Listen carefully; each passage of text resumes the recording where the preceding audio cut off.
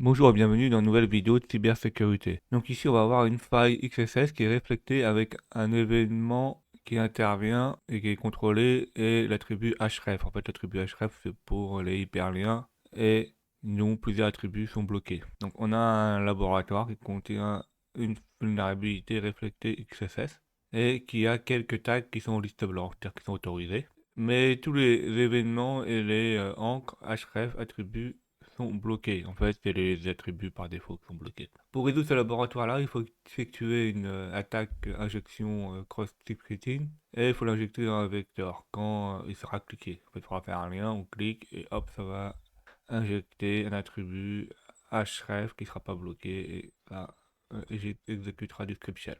Non. Il faut appeler l'alerte fonction. On a une note qui nous dit qu'on a besoin d'un label. Le vecteur sera un mot qui sera click. Donc ça, il ne faudra pas oublier. Et il faut que ça soit simulé dans le laboratoire utilisateur comme un vecteur de clic. Par exemple, là on a un exemple avec le href, donc l'attribut href pour faire l'hyperlien, et le click.me. Donc chez nous, ça ne sera pas click.me, mais seulement click. La première chose à faire, c'est d'accéder au lab. Donc on accède au lab, on clique sur Access the Lab. Une fois que ceci est fait, on a accès à ce laboratoire-là. Nous allons tester une recherche simple. Par exemple, on fait ABC. On regarde ce que ça donne. Et là, on voit qu'on a plusieurs requêtes.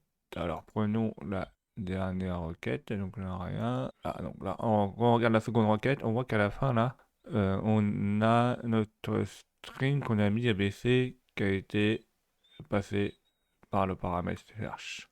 Donc c'est par là qu'on va injecter les choses. Alors vérifions qu'il y a bien une protection sur une liste blanche. Donc mettons par exemple un tag qui s'appelle ABC.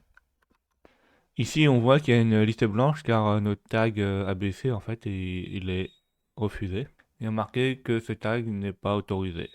Donc là on voit bien le tag qui a été passé en paramètre sur search. Donc qu'est-ce qu'on va faire? Eh ben on va faire un fuzzing sur les tags et voir ceux qui sont autorisés ou pas. Donc la liste qu'il faudra récupérer, il faudra la récupérer sur Portswin Web Security Scripting. Donc voici le lien qui est mis en note en haut là, http portswinger.net web security cross scripting sheet. Donc ça c'est un rappel. Nous allons faire un fuzzing dessus, donc on fait un clic droit, on fait attaque, on fait fuseur. Une fois ceci, on sélectionne la zone qu'on veut modifier. Donc ici, là, on garde les signes inférieurs, supérieurs, hein, qui sont encodés, pourcentage 3C et pourcentage 3E. On sélectionne notre string ABC que j'avais mis, on fait add. Et là, il faut aussi sélectionner le type string. Donc on fait copy tag to clipboard, et là, on fait CTRL V pour coller. Une fois ceci fait, on fait add, ok, start further. On attend, ça met un peu de temps. Alors ici on voit plusieurs tags, donc des tags, tout qui est tag 400, donc tous ces tags 400 si on regarde la réponse en fait c'est tous les tags qui ne sont pas autorisés, et on voit certains tags 200 qui sont ok, donc on va les afficher par ordre décroissant, donc on clique sur code. Une fois qu'on a cliqué sur code, là on voit tous les tags qui sont autorisés en 200. Donc ici on a plusieurs tags qui sont autorisés, donc on va les noter et regardons les tags autorisés. Donc, les tags autorisés en fait, on a c'est A, Animate, Image, SVG et Title. Donc on n'aura pas besoin de tous, hein. Par exemple Title on n'aura pas besoin. Donc qu'est-ce qu'on peut faire avec? Eh ben, par exemple avec le tag SVG là, on peut créer une image et dans cette image SVG on peut la modifier pour créer des liens.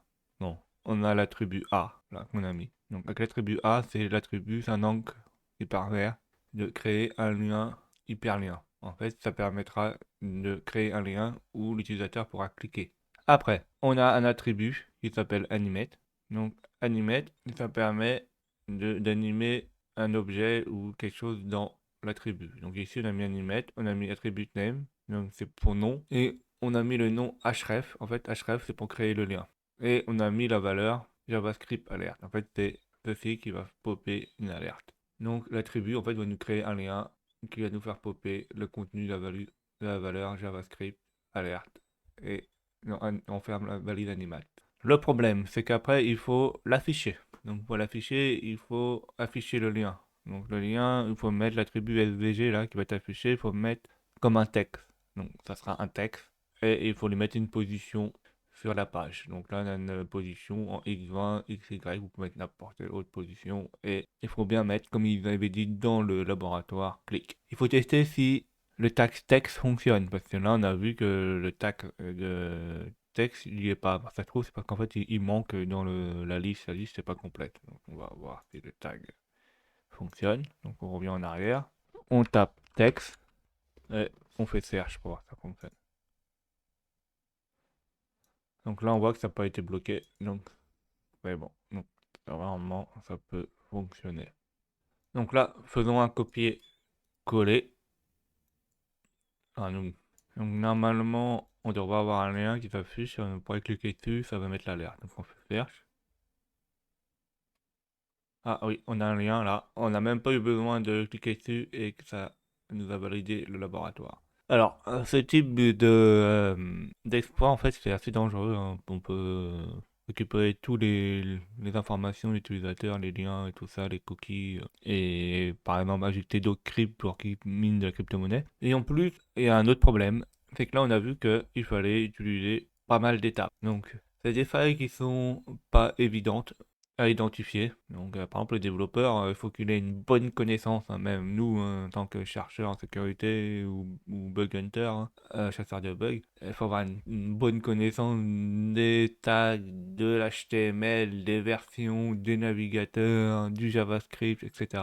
Donc, ça pose des gros problèmes, hein. C'est dans le futur, ou même maintenant, on a des codes de plus en plus complexes et les failles sont de plus en plus perfectionnées et compliqué à trouver. Et dans les deux cas, entre attaquant et chercheur ou défenseur, ça pose des grosses problématiques. Donc merci d'avoir vu cette vidéo et n'oubliez pas de mettre des pouces bleus et de vous abonner.